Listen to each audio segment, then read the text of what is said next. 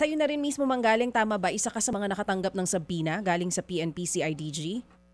Tama po yun. Noong isang araw po ay nakatanggap ako ng sabina mula sa PNP CIDG stating halos parehas lang dun sa natanggap na sabina ni Chairperson ng UP Diliman University Student Council na iniimbestigahan dun sa naganap na mga violent actions sa naganap na protesta noong September 21. Oo. Tiffany, kasi si Joaquin, nung sinilbihan ng sabina, wala siya sa bahay nila eh. Tsuhin niya, tumangging tanggapin yon. Yung sa iyo, anong kwento?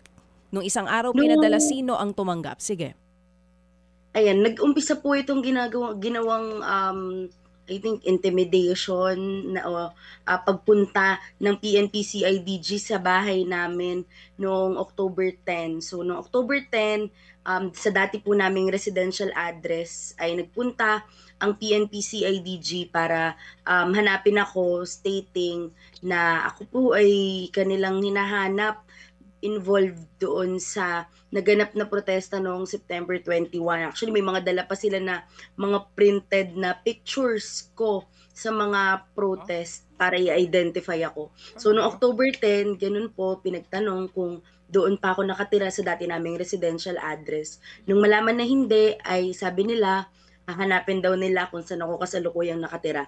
And noong isang araw, noong October 22, ay tuluyan na nilang ipinadala or sinerve yung sabina na kanilang ibibigay sa dati naming residential address. Oo. So, 2 beses pala sila nag-serve sa iyo dun sa dati nyong bahay at dito nga kung saan ka talaga nakatira. Pag-serve, ikaw ba mismo ang tumanggap nito o kagaya sa kwento kay Joaquin, nasa school ka rin?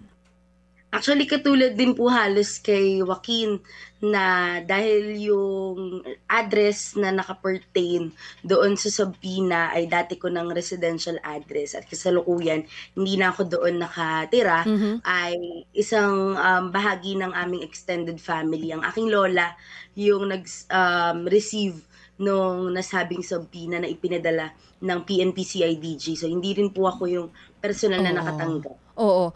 Sa kwento ni Lola, anong oras niya tinanggap ito? At ilang pulis daw ito na may dala din daw ba na printed photo dun sa pangalawang serve ng sabina?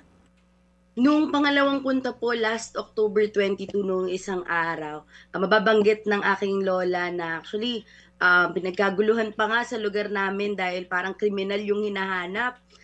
May dalang police mobile, tapos maraming mga police na pumunta sa bahay namin para lang mag-serve ng sabina. So bandang umaga, siguro mga bago lunch time, no, ay official na tinanggap ng aking lola yung sabina.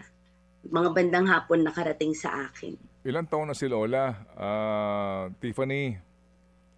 Kasi aking lola po actually ay nearing 70s na.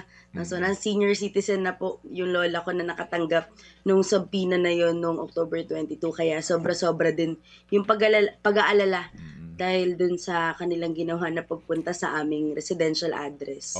Mga kapatid, brothers and sisters, saan ka pa? Dito na tayo sa totoo. Dito na tayo sa True FM. Mga kapatid, mag-subscribe and follow po kayo sa social media accounts ng True Network PH. Yan po kami. Hanapin nyo lang True Network PH, Facebook, Instagram, YouTube, TikTok, and podcast. Mapa Apple or Spotify man yan, mahahanap nyo kami. Lahat ng mga napapanood at napapakinggan nyo po sa programa, nasa social media accounts namin yan. So, paano mga kapatid? See you sa social media!